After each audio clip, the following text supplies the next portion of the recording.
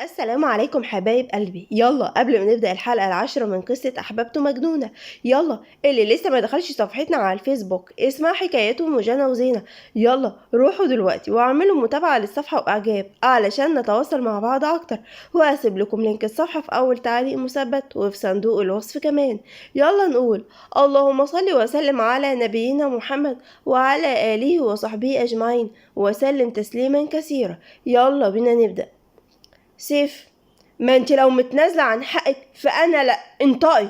نور بصت ورا سيف انه يفهم. سيف بص وقال لها طب ارتاحي انت دلوقتي. أمل، في ايه؟ حق ايه وايه الكلام ده؟ نور، احنا بنهزر يا ماما. سيف بص لنور وهمس، اقول لها ولا هتقولي لي اسمه ولا ايه؟ نور بصت له بدي وقالت مش عارفة، انا عارفة شكله بس. أمل، وش ايه يا نور، فيه ايه؟ سيف، مفيش حضرتك، احنا بنهزر عادي. أمل بشك، هو ده من امتى؟ ده انتم قط وفار. نور بضحك، بصراحة انت مش لاقي عليك ولا قط ولا فار، انت عجل. سيف ضم ايده وجس على اسنانه بغيظ ووجه كلامه لأمل وقال لها بعد اذنك.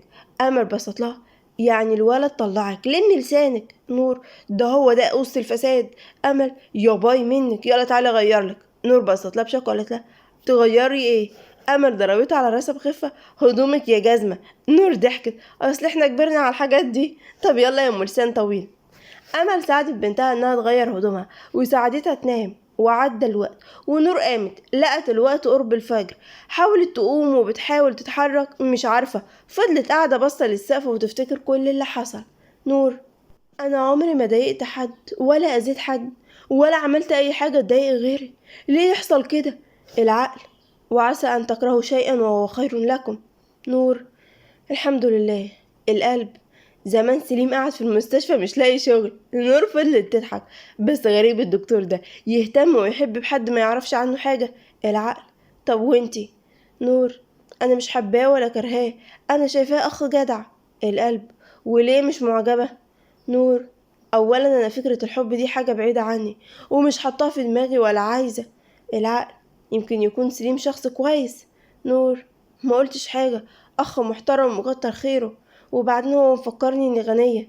انا بابا كان راجل بسيط جدا، بس كان احن حد عليا، هو اكيد مفيش زيه ومش عايزة حد يدخل قلبي مكانه. نور فضلت تفكر كتير لحد ما زهقت، فضلت تحاول تتعدل لحد ما قعدت، وبعدين افتكرت التليفون بتاعها راح فين. نور، ايه ده؟ صحيح التليفون بتاعي فين وحاجاتي فين؟ حد خبط عليها. نور بخوف، ايه؟ مين؟ سيف، انا. نور، هو ايه اللي انا عايز ايه؟ سيف همس، يعني هكون عايز ايه؟ اشوف جمال عيونك. نور من جواها، قليل الذوق وقليل الادب ومش محترم. سيف، انت يا زفتة. نور، على دماغك ادخل. سيف دخل وبصلها بقرف.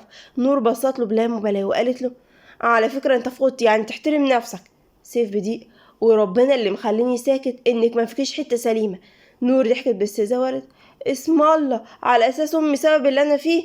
سيف بصلها وجز على اسنانه وقال ايه اللي حصل بالظبط؟ نور، في ايه؟ سيف بعصبية، هتستعبطي؟ نور، لا خد بعضك واخرج، انا مش هفضل استحمل قلة ادبك دي. سيف، قسما برب العباد انا حايش نفسي عنك، انطقي. نور عينيها دمعت وقال انت لو اخر واحد ولو هموت مش هطلب منك تساعدني. سيف ضحك باستهزاء وقال ليه؟ انتي مفكرة بساعدك؟ لا يا حلوة، انا بس عايزة اعرف بس مين فكر يلعب عليا، اما انتي ولا فارقة معايا، بالعكس كنت هبقى مبسوط لو كنتي موتي. نور بصت له ومش مصدقة ان في بني ادم كده. سيف، وانا مش هتحايل عليكي، لا هروح اعرفهم. وبصلها بخبث وكمل وقال وساعتها كلهم هيلوموا عليكي، ومش بعيد برضو مامتك يحصل لها حاجة من خوفها عليكي. وقرب منها وهمس ده غير اني انا اللي هأذيكي لانك بتتستري على مجرم. نور بصت له وعيطت وقالت انا بكرهك، انت بني ادم مريض وربنا. سيف مسكها من شعرها، لا جرى ايه يا زباله انت؟ هتفكريني هسكت لك؟ ما تنسيش يا بيت، ده احنا لميناكم من الشارع. نور بياض، سيب يا زباله شعري. سيف شد اكتر ولا انطقي، مين اللي اتكلم معاكي؟ نور، ابعد عني. سيف، بقولك انطقي. نور بضعفه ما قدرش تستحمل، ما اعرفش والله، هو اسمه حمزه وكان مديني الكارت بتاعه، بس كله كان في الشنطه بتاعتي، بس انا لسه فاكره دلوقتي انها مش معايا وما اعرفش حاجاتي فين. سيف سابها ولا كاتك القرف، شكله ايه؟ نور فضلت توصف شكل حمزه، بس ده اللي اتكلم معايا. سيف طلع التليفون بتاعه وقال هوريكي صور وتقولي لي انهي واحد فيهم. سيف: هو ده. نور: لا. ده. لا. ده. لا استني. وهنا سيف اتلخبط ويطلع لها صورة غلط. نور بخوف: لا هو اللي انت غيرته. سيف بصدمة: نعم ازاي؟ نور: والله هو. ازاي؟ ده مش اسمه حمزة، ده ابراهيم صاحبي. هو والله صدقني، حتى في حاجة في رجله بتخليه يمشي يعرج. سيف بصلها بضيق وقال: انت متأكدة؟ نور: عارفة انك مش هتصدقني، بس قسما بالله هو، انا متأكدة. سيف سابها وخرج. بعد ما خرج، نور فضلت تعيط وبتفكر تمشي من هنا ازاي. نور: اذا كان جده عايش وبيحصل كده، اكيد لو حصل له حاجه هيرميني انا امي، ده قادر. وفضلت تعيط وتفكر هتعمل ايه لحد ما نامت. عدى الوقت لحد ما لقت امها بتصحيها: امل، قومي يلا يا روحي. نور: حاضر يا ماما. وافتكرت اللي حصل. امل لحظه انها معيطه فقالت لها: يحضر لك الخير يا نين عيني. نور: ماما، ممكن اطلب منك طلب؟ اطلبي، عمري كله فداكي. نمشي من هنا، انا مش عايزه اعيش هنا عشان خاطري. امل بصت لها بصدمه وقالت لها: ليه يا بنتي؟ دول كلهم حتى بيحبوكي، ما اظنش حد فيهم زعلك. نور: ابوس ايدك نمشي من هنا لو فعلا بتحبيني. امل: جدك هيرفض. نهرب حتى. انت اتجننتي ليه؟ حصل ايه لكل ده؟ نور بعياط: ارجوك يا امي نمشي، لو فعلا عايزاني ابقى جنبك، يا اما والله اموت نفسي وارتاح. امل باستغراب: اهدي، حاضر اللي انت عايزاه. نور اكلت بالعافيه. وامل راحت لباباها وقالت له على طلب نور، ورفض وقال هو لا يقعد معاها ويفهم اللي حصل. بعد وقت جدها طلع. عاصم: بنتين العسل كانت عايزه تسيب البيت ليه؟ نور بصت له وساكته. عاصم: افهم من كده انك رجعتي في قرارك؟ نور بتسرع: لا انا مصممه. هو ده ليه بقى؟ ارجوك يا جدو، انا عمري ما طلبت منك حاجه، نفذ طلبي وصدقني عمري ما هطلب منك حاجه تاني. وعد. عاصم: افهم سبب انك ترفضي تعيشي معانا ليه؟ ايه اللي مخليكي رافضه؟ نور: مش مرتاحه وارجوك وافق. طب ايه رايك اسيبك يومين تفكري؟ لا انا قررت. طب ادي نفسك فرصه كمان، يمكن ترجعي في قرارك، وعقبال ما اشوف مكان. اتفقنا؟ انا مش هرجع في قراري عشان خاطري فكري. نور من جواها رافضه، بس قالت توافق، بس هتفضل على رايها. فقالت له: حاضر يا جدو. عاصم: تحبي تنزلي تتغدي معانا؟ لا انا عايزه ابقى هنا، اللي يريحك. شكرا. عاصم نزل وهم بيتغدوا كلهم قال لهم على قرار نور وانها مصممه انها تعيش لوحدها. سيف استغرب وقال لنفسه: واحده تانية تخاف تقعد لوحدها بعد اللي حصل لها؟ وبعد الغدا نور لقت حد بيخبط على باب اوضتها. نور: نعم، مين؟ انا اميره يا نور. اتفضلي. اميره بعياط طفولي: انت فعلا عايزه تسيبي البيت؟ اه. أميرة انفجرت في العياط: ليه؟ ده أنا حبيتك جدا من كلامهم عنك، انتي متضايقة من وجودي طيب؟ نور بصت لها باستغراب وقالت: ايه؟ هو أنا هتضايق ليه أساسا؟ بالعكس، ده أنا حابة إني أتعرف عليكي جدا. أميرة: طب ليه انتي عايزة تسيبي البيت؟ نور: أنا مش هبعد، يعني انتي لو حابة تيجي انتي تعيشي معانا تعالي، ويا ستي يبقى ساعتها فعلا حباني. أنا عايزة نقعد كلنا ونبقى جو العيلة. أنا ما كنتش مبسوطة لما كنت في أمريكا، كنت على طول لوحدي. أرجوكي اقعدي، أنا كنت فرحانة باللمة اللي أول ما جيت شفتها. ما تعمليش زي آدم اتغير وبعد عني، هو انتم مش عايزيني؟ نور بخبث: احم. آدم؟ ليه بتقولي كده؟ وآدم ماله؟ أميرة: وعد ما تقوليش لحد. أكيد طبعا، وأنا واثقة فيكي. واتنهدت وقالت: بصي، انا بصراحة بحب ادم، بس ما كنتش حابة يعرف كده، لان انا بصراحة حبيت قبل كده بس محدش كان يعرف، ولقيته محبنيش، كان عجاب وخسرته كصديق. نور: يعني كان صاحبك واعترفتوا لبعض؟ مش بالظبط، احنا كنا صحاب، وانا اللي اعترفت له بحبي لما حسيت ان هو كمان بيبادلني المشاعر، بس هو كان عجاب. وضحكت وهي بتعيط وقالت: بس انا شكلي كسفته وخليته يحبني. ليه بتقولي كده؟ لما قلتله وقتها لقيته فرحان، بس اللي هو بشك انه مش كان حابب كده، بس ما حبش يكسفني. وانا وقتها اقنعت نفسي ان هو اتفاجئ ان انا اللي بدأت بالخطوة دي. طب ممكن يكون فعلا اتفاجئ؟ لا، ما هو اعترف لي لما لقى مشاعره ما بقتش معايا. نعم، ازاي؟ لقى نفسه بيحب صاحبتي. نور بصت لها بصدمة وقالت لها: نعم، ازاي كده؟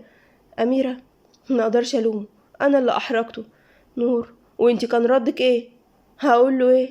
قلت له ولا يهمك وربنا يوفقك. ربنا شايلك الأحسن والأجمل والأطول والظابط وكله هيبقى حلو، بس انتي بطلي عياط. أميرة ضحكت وقالت لها انتي بتقولي ايه؟ نور ضحكت بهزر، المهم أنا مش فاهمة دلوقتي آدم ماله.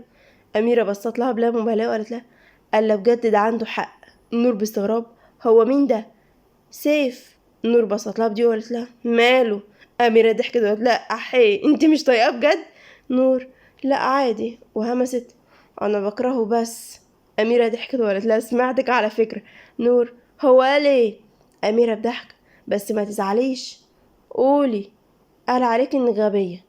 نور فتحت بقها قالت لها نعم مين دي؟ انا اسم الله. طب اقول لك اخوك ده قبل كده فضل يزعق ومش لاقي التليفون بتاعه وهو كان ماسكه في ايده، ده هو اللي غبي. بلاش كده، قبل كده قعدت ساعة اقنع فيه ان الملفات عند جده وهو يقول لي لا انا متأكد انها هنا في الشركة، اقول له ايوه مع جده ويقول لي لا، لحد ما قلت له طب تعالى حتى نروح المكتب عند جده.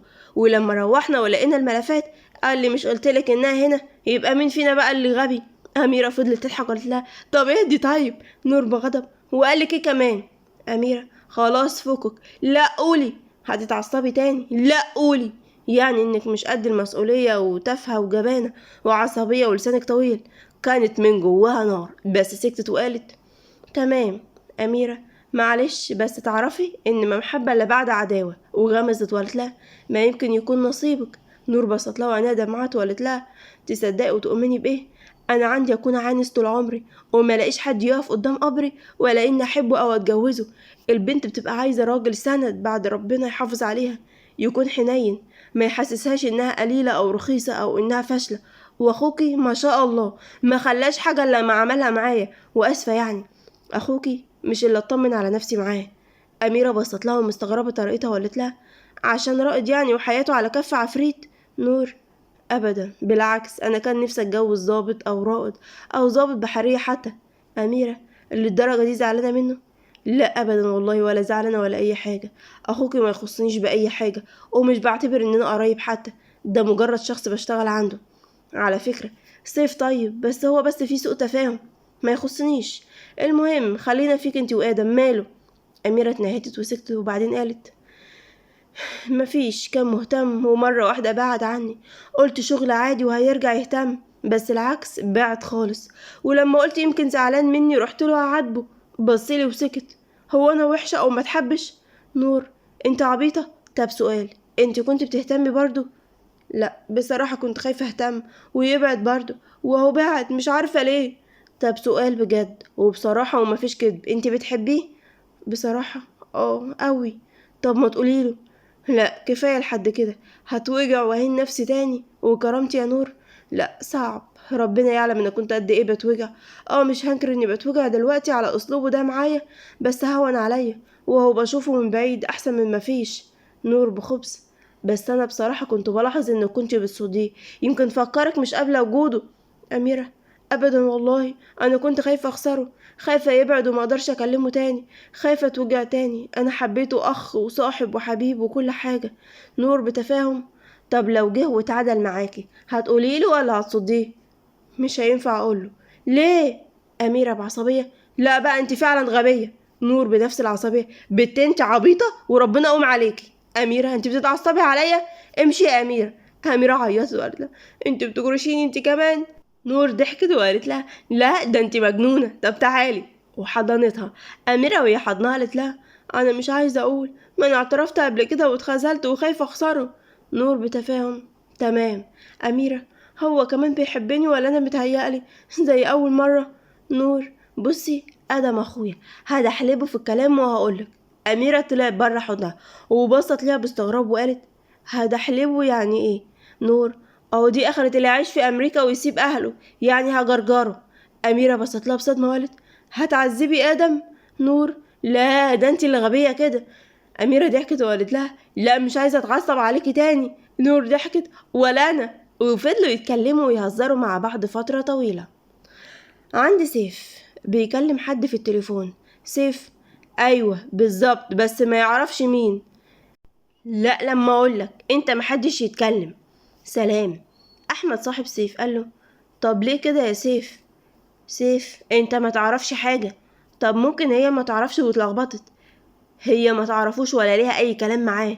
حتى لو كانت كده كنت اعاتب حد كان بيدبر في تدمير مستقبلي وحياتي.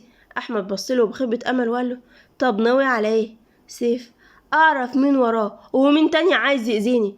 طب ينفع اسألك سؤال بس تقول الحق؟ سيف باستغراب: ايه؟ احمد: عشانك ولا عشانها هي؟ سيف: تقصد نور؟ لا دي ولا فرق معايا، دي عيلة هبلة. احمد بصله باستغراب ودم حاجبه وقال: بعد اللي حصل لها ورفضت تأذيك مع انها كانت مستفادة جدا. سيف: عادي. احمد: بجد انت غريب، البنت شفتها ما فيهاش حتة سليمة، ده غير انها معلش ان انت السبب. سيف ضحك باستهزاء وقال له: يا ابني دي استنى عليها يومين بس وهتيجي تقولي عايزة حقي. احمد بحزن على اسلوب صاحبه: ما اظنش، بالعكس ده ممكن تساعدك. سيف: شكلك ما تفهمش الاشكال دي. احمد: تمام، جدو عاصم كان طلبني اجيلكم البيت، هتيجي معايا ولا اروح انا؟ سيف: لا، ورايا كذا حاجة، روح انت. يا ترى مين المجهول ده؟ وسيف ناوي على ايه؟ اما نور فيا ترى هترجع عن قرارها ولا لا؟ واخيرا اميرة هتعترف للادم بحبها ولا لا؟ حبايب قلبي اكتبولي بقى توقعاتكم للحلقة الجاية، ولو حلقة النهاردة عجبتكم ما تبخلوش عليا بالاشتراك في القناة، ووصلوا الفيديو ده 3000 لايك، وما تنسوش الشير مع كل اصحابكم، واستنوا الحلقة الجاية كوميدية جدا جدا. يلا مع السلامة من قناة حكايات ام جنى وزينة، بحبكم قوي، سلام.